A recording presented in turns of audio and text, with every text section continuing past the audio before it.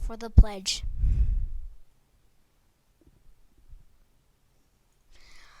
I pledge allegiance to the flag of the United States of America and to the republic for which it stands, one nation, under God, indivisible, with liberty and justice for all. Good morning and welcome to ENN. This week's lunch is Monday, barbecue rib patty, potato wedges, fry sauce, barbecue sauce, carrot and celery sticks, ranch dressing, and cinnamon apple slices. Tuesday, egg patty, hash browns, sausage links, Dutch waffles, ketchup, salad, grape tomatoes, mixed berry cups, and ranch dressing. Wednesday, turkey and noodles, green beans, blueberry mini muffin, and peaches. Cheese wedge, marinara sauce, grape tomatoes, ranch dressing, and pears. Friday, chickens fried, steak sandwich, salad, cucumber slices, carrot sticks, ranch dressing, fruit cocktail, chocolate chip cookie. What's your problem? What is your problem? Hola! The students at UME are amazing. Let's take a look at what our school celebrates last week.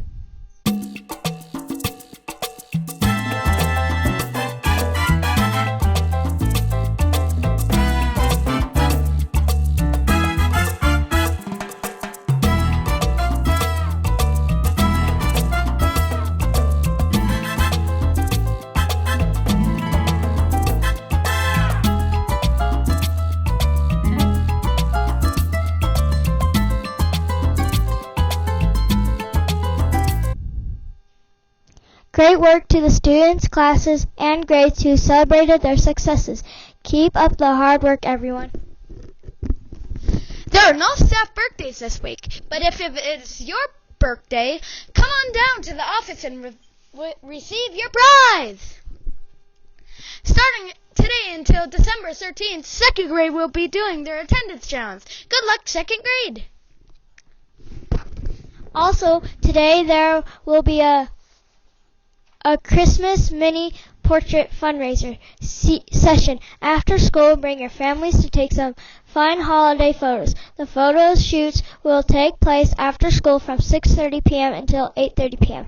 in the UNME gym. First come, first serve. Tuesday, December 10th is Wyoming Day. Let's celebrate by remembering the history and territory of this and state and the lives of its pioneers, and by fostering in all the ways the loyalty and good citizenship of its people. Thursday, December 12th is National Cocoa Day. Warm up by the fire with a blanket and a nice cup of cocoa. Delicious! That is all for now, you and me. Tune in next week in ENN. Eagles!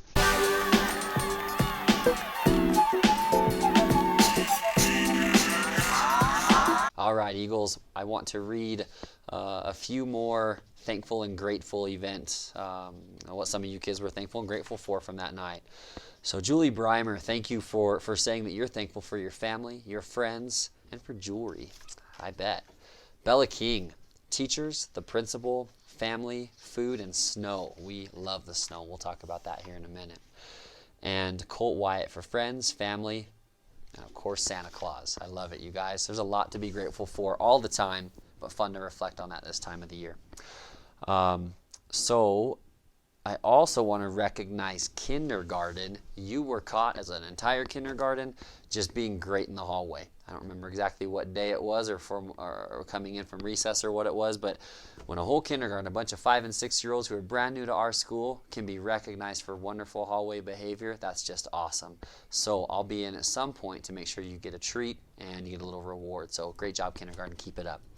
The last thing in talking about snow is, our playground looks completely different. It always does about this time of year when all the snow comes rolling in. So it seems like we have a whole different set of playground rules, and all the same ones apply, but we have to add a few more. So couple of those things, right? So there's about 4 or 5 snow hills out on the playground right now.